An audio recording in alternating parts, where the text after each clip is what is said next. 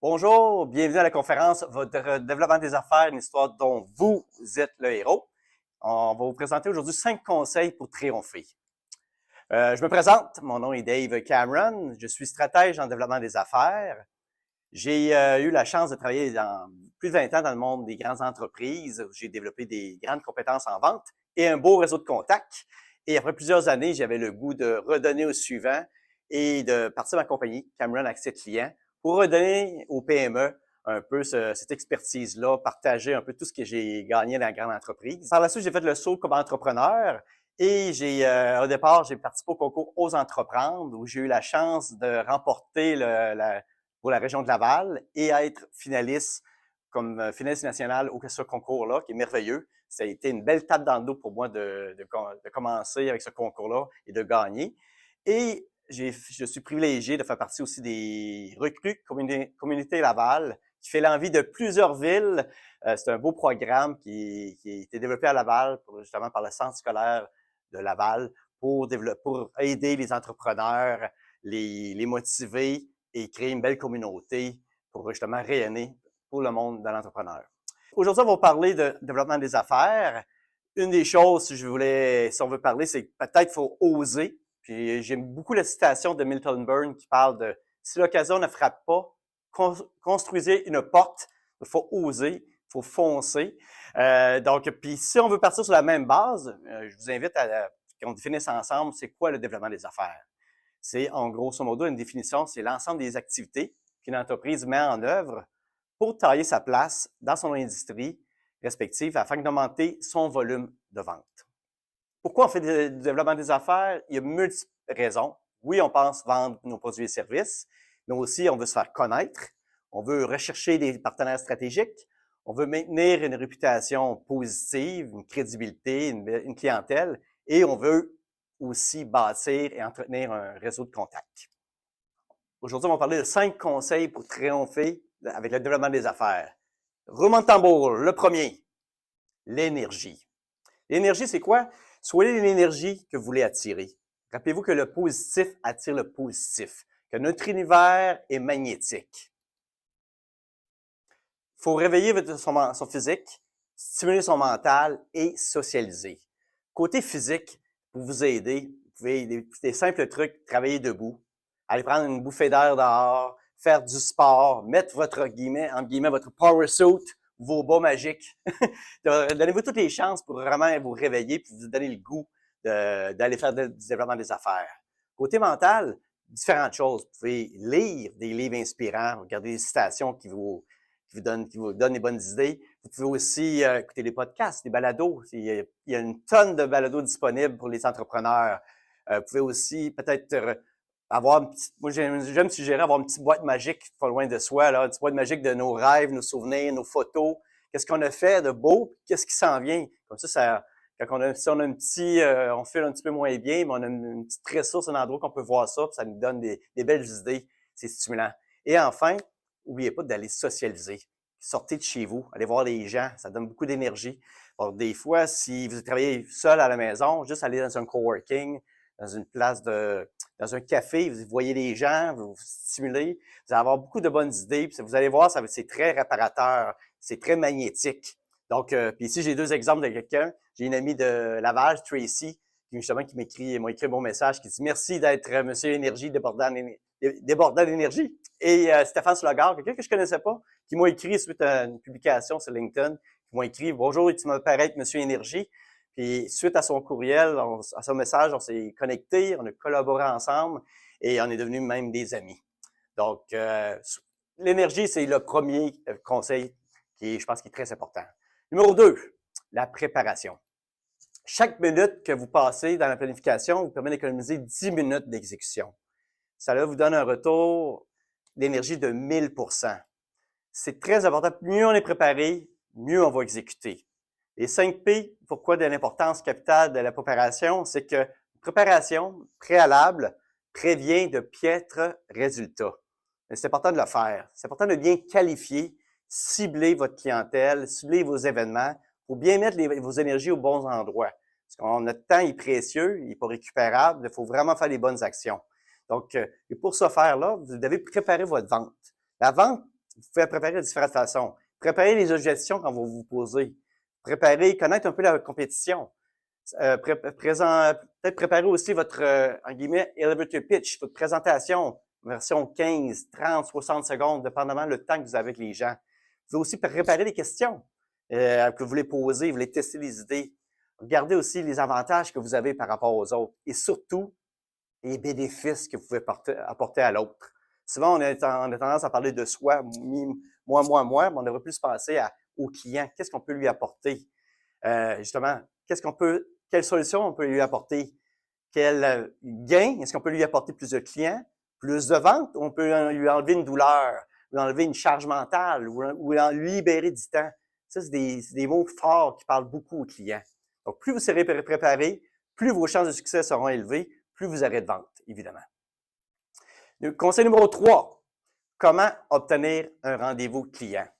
Si vous voulez faire quelque chose que vous avez jamais eu, vous devez faire les choses différemment. Thomas Jefferson dit ça. Donc, on peut essayer différentes choses. Il y a encore les méthodes traditionnelles qui, même si on dit traditionnelles, on dirait qu'ils sont encore moins utilisées avec le numérique. Le bon vieux téléphone fonctionne encore très bien. Par contre, vous pouvez aussi faire des invitations au restaurant avec vos clients. Les clients n'ont pas le temps de vous rencontrer parce que ils n'ont pas peut-être, mais il faut qu'ils mangent. Peut-être vous pouvez organiser un lunch and learn. Donc, vous allez faire une formation, une rencontre, vous apportez le repas.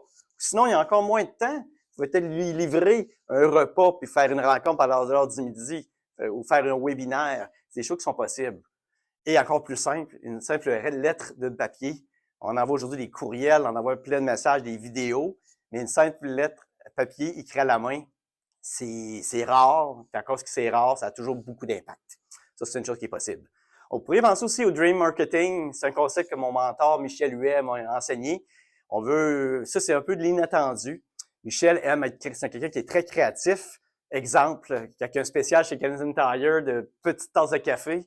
Il va acheter des tonnes de tasses de café, puis il va cibler des clients. Il va envoyer des tasses de café pour leur dire, je vous invite à prendre un café avec moi. Les gens sont toujours flattés, trouvent ça sympathique. Alors, c'est des belles solutions qu'on peut faire. Une autre chose qu'il a faite, par exemple, c'est aussi une boîte à outils.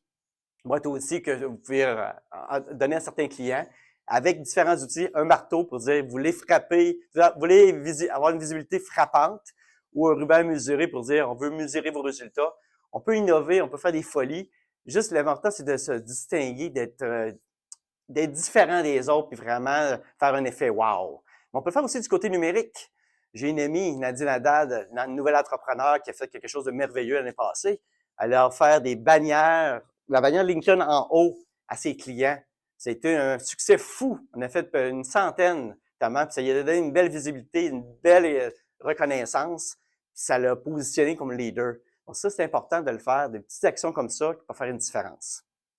On parlait de faire un message vidéo. C'est pas nouveau, mais c'est encore trop peu utilisé. À la place d'envoyer un courriel, vous pouvez envoyer un message à vos clients pour leur dire merci ou expliquer une offre de service ou leur souhaiter une belle fin de semaine. C'est toujours spécial, c'est très humain, c'est toujours sympathique. Donc, pensez-y, autant par courriel que sur LinkedIn et les médias sociaux. C'est encore surprenant, ça fonctionne très bien. On oublie aussi les introductions par référence. Vous avez des clients, vous avez des collaborateurs, donc vous avez des anciens clients. Profitez-en pour aller les voir, pour leur demander s'il y a des gens qui sont satisfaits, qui pourraient bénéficier de vos services. Alors, plutôt que passer à froid, appeler quelqu'un par téléphone qui ne nous connaît pas, là, il y a quelqu'un qui sert d'intermédiaire comme mise en relation. C'est déjà plus chaud. Puis ça va vous ouvrir les portes très, très grandes, je vous l'assure. Vous pouvez aussi faire du marketing entrant. On appelle du inbound marketing. On voit ça beaucoup dans les médias sociaux. C'est créer beaucoup de contenu. Ça vous permet d'avoir beaucoup de visibilité. Ensuite, c'est de la notoriété et enfin de la crédibilité.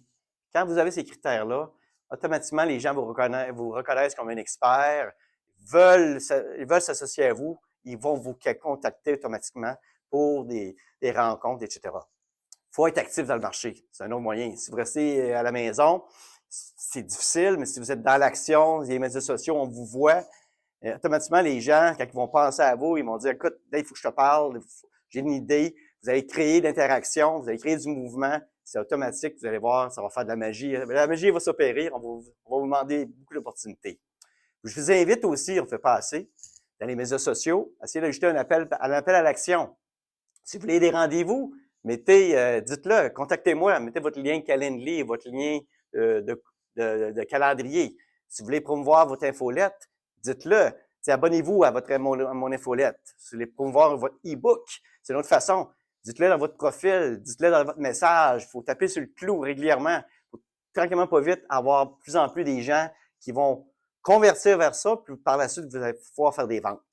Puis enfin, rendez-vous visible. Vous devez écrire des articles, créer un groupe d'affaires, faites des conférences. C'est une autre façon de vous rendre visible. Donc, c'est tous des bons moyens pour rester dans l'action. Conseil numéro 4, les suivis. Très important. L'argent est dans les suivis. C'est Grant Cardone qui dit ça. Je suis tellement d'accord. C'est la plus grande faiblesse de tout le monde, de tous les vendeurs. Les statistiques le prouvent. J'ai été 2 fois directeur des ventes, puis je peux le prouver aussi. Même moi, j'ai de la difficulté à faire des suivis. Des fois, même, je suis quand même très assidu. Pourquoi? Les vendeurs font pas de suivi. Donc, plusieurs personnes sont non-vendeurs, font encore moins de suivi. Une raison, c'est que les gens, des fois, savent pas quoi dire, ou ils veulent pas déranger, tout ça. Prenez des notes. Et on a 2 oreilles et une bouche. Prenez le temps d'écouter les gens. Ils ont des intérêts, ils ont des passions, ils ont des priorités, ils ont des douleurs, ils ont des gains. Qu'est-ce qu'ils veulent avoir? Quand on écoute comme il faut, souvent, le verbal, non-verbal va dire beaucoup sur la personne. Puis on peut poser des questions. Ça nous donne beaucoup de viande autour de l'os qu'on peut, après ça, relancer ou trouver des affinités ensemble, développer une proximité. Ça fait toute la différence. Dotez-vous d'un système, si possible, un CRM, qui appelle un Customer Relationship Management. Un système qui va vous permettre de faire des suivis automatiques ou faire des rappels ou vous aider. Si vous ne l'avez pas, vous pouvez utiliser Outlook ou autre chose. Ça peut être un Excel, un petit Word, mais un petit document qui va vous permettre d'avoir un suivi et pas de l'échapper. Parce que c'est ça qui arrive dans le suivi, c'est qu'on oublie des opportunités, on oublie les ventes, évidemment. Prévoyez une séquence de suivi. Une fois qu'on rencontre quelqu'un, qu'est-ce qu'on fait après? Est-ce qu'on dit on le remercie? Est-ce qu'on le relance pour un café? Est-ce qu'on a une rencontre? C'est quoi un peu les démarches qu'on va faire? Juste le prévoir un peu et s'adapter selon la réalité et la réponse des gens. Après ça, prévoyez dans votre horaire une plage. Oui, une plage de développement d'affaires, mais une plage aussi pour faire les suivis. Moi, j'utilise, j'en ai plusieurs, mais comme mon vendredi, je l'appelle le vendredi, vendre sans vendre. C'est vendredi gratitude. Souvent, le vendredi, j'appelle mes clients. Je leur souhaite une belle fin de semaine. Avant, je travaillais en cinéma. J'envoyais des billets de cinéma le vendredi. Vendredi, c'est là que j'allais au restaurant de mes clients. C'est là que je donnais beaucoup à mes clients. Je donne. Souvent, je parle même pas de travail. Puis souvent, je pourrais dire une fois sur 2, on me dit « Dave, je te reviens avec ton contrat, je te reviens avec ton mandat. » J'ai même pas posé la question, j'ai juste souhaité un beau week-end. En donnant des petites actions comme ça toutes les semaines, c'est qu'à un moment donné, ça vous revient. Puis je pense que c'est à force de donner, vous vous positionnez comme quelqu'un qui est de généreux. Puis je pense que c'est toujours bien vu aujourd'hui avec la bienveillance des médias sociaux. C'est toujours important de se positionner comme ça. Et enfin, je pense que vous devriez fixer peut-être un plan de suivi. Ça peut être 5, 10, 15, peut-être 10 suivis à faire, l'avoir dans l'agenda, parce que le développement des affaires, c'est souvent le premier bloc de temps qu'on fait sauter parce qu'on n'a jamais le temps ou ça ne nous tente pas. Il faut se l'imposer. Donc, pour trouver des prétextes pour rappeler les clients, il y en a plusieurs, mais pour vous aider, pour avoir, vous avez un nouvel article, un nouveau produit, un concours, une félicitation, un anniversaire, il y a plein de prétextes pour faire des suivis. Quand on parle de suivi, souvent les gens ont peur, c'est pas nécessairement, pas nécessairement toujours des téléphones ou toujours des courriels, c'est un mélange de tout ça. Parce que quand je disais que les gens font pas de suivi, quand les statistiques sont alarmantes, c'est que les clients, la vente se fait pas après un contact, ni 2, ni 3. Les statistiques disent beaucoup, c'est entre 5 et 12. Donc, on trouve ça beaucoup, mais c'est quoi un contact? Un contact, ça peut être un courriel, ça peut être un appel, ça peut être une poignée de main dans un événement, ça peut être un like, ça peut être une messagerie, un message vidéo. C'est différentes petites sections. L'important, c'est de rester à l'esprit des gens. Top of mind, entre guillemets, comme on dit, puis les clients pensent à vous. Donc, pour penser à ça, il faut toujours penser qu'il y a un avant, il y a un pendant, mais surtout un après un suivi. Donc, faut toujours penser que quand on a rencontré quelqu'un, puis on veut faire un suivi, mais d'avoir une stratégie de relance pour pouvoir toujours rester avec lui, garder, puis quand il est prêt, des fois, ça va être peut-être dans 1 mois, peut-être dans 6 mois, peut-être dans 2 ans, dépendamment de votre cycle de vente, votre produit. Quand il sera prêt, l'important, c'est de rester à l'esprit de votre client. Et enfin, avant d'aller chasser à l'extérieur, comme on dit, peut-être cultiver vos clients que vous avez avec vous, là. Vos clients, c'est l'important, c'est de les fidéliser. C'est important, vous pouvez peut-être faire plus d'argent avec vos clients actuels. C'est beaucoup moins coûteux en argent et en énergie de mettre l'énergie sur vos clients que d'aller chercher des nouveaux clients. Donc, des nouveaux prospects. Donc, regardez qu'est-ce qu'il y en a, asseyez-vous proche d'eux, posez des questions. C'est déjà vos clients. On va voir qu'est-ce qu'il faut faire de plus. Ça va vous servir grandement. Conseil numéro 5. Dépasser les attentes. Promettez moins, livrez plus. Idéalement, ça, pas le contraire. Donc, soyez clair dans vos attentes. Si le client s'attend à X, vous avez avec Y, il y a des bonnes chances que vous le décevez. Il y a 4 niveaux de satisfaction de client. On va dire, un, c'est le premier, c'est le minimum requis, c'est le répondre aux attentes. C'est correct, c'est bien, tout le monde est content, mais c'est pas plus, pas moins.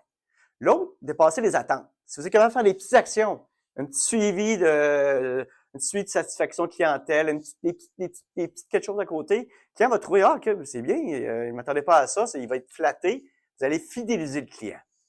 Et enfin, l'étape numéro 3, si vous êtes capable faire un extra, faire un projet différent ou offrir quelque chose sans le facturer, faire des petits plus, le client va se sentir important. Là, vous allez créer un lien émotionnel. Vous allez aller plus loin.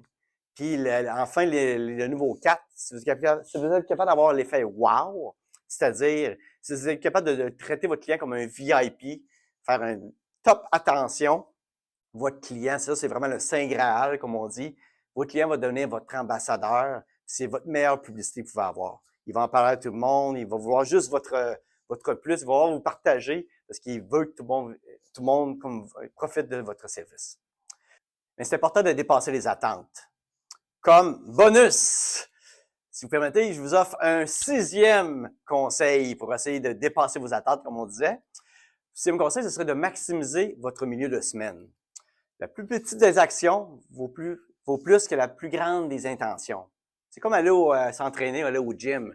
Même si vous y allez 5 minutes, 30 minutes, 1 heure, le peu que vous avez été, c'est déjà mieux que rien. Et souvent, rendu sur place, on le fait plus qu'on pense, puis on est satisfait. Donc, c'est un peu la même chose avec le développement des affaires. Donc, une des choses, c'est de maximiser votre milieu de semaine. Souvent, le lundi, on arrive dans notre fin de semaine, on n'est pas notre meilleur. Donc, on fait beaucoup de rencontres. Il y a des gens qui sont frustrés de venir travailler. C'est pas tout le monde qui est heureux. Donc, lundi, c'est un peu le lundi tampon. Le vendredi, je parlais tantôt, vendredi gratitude. On est un petit peu plus fatigué. On en profite pour envoyer des beaux messages de gratitude, d'amour, surtout un beau week-end, aller au restaurant, gâter nos clients. Et nos prospects, le milieu de la semaine, on en profite. C'est là qu'il y a beaucoup d'événements, il y a beaucoup de rencontres. C'est là qu'il y a beaucoup d'actions sur les médias sociaux aussi. C'est là que vous devez capitaliser pour être à votre meilleur. C'est là que vous êtes à votre meilleur. Donc, capitalisez là-dessus. Donc, créer des opportunités, créer des événements, créer des rendez-vous. Alors, soyez actifs sur les médias sociaux. Soyez dans l'action. Les chambres de commerce, les ordres professionnels, les associations, les regroupements. Vous allez voir, il y en a beaucoup le mardi, mercredi, jeudi. Comme surtout les jeudis soirs, c'est pas rare que 2, 3 événements en même temps. Il faut choisir. Puis, mettez-vous à votre avantage.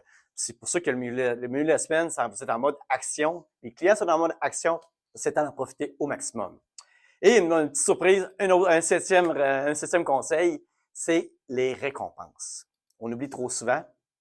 La suprême récompense du travail, c'est pas ce que vous permet de gagner, mais ce qui vous permet de devenir.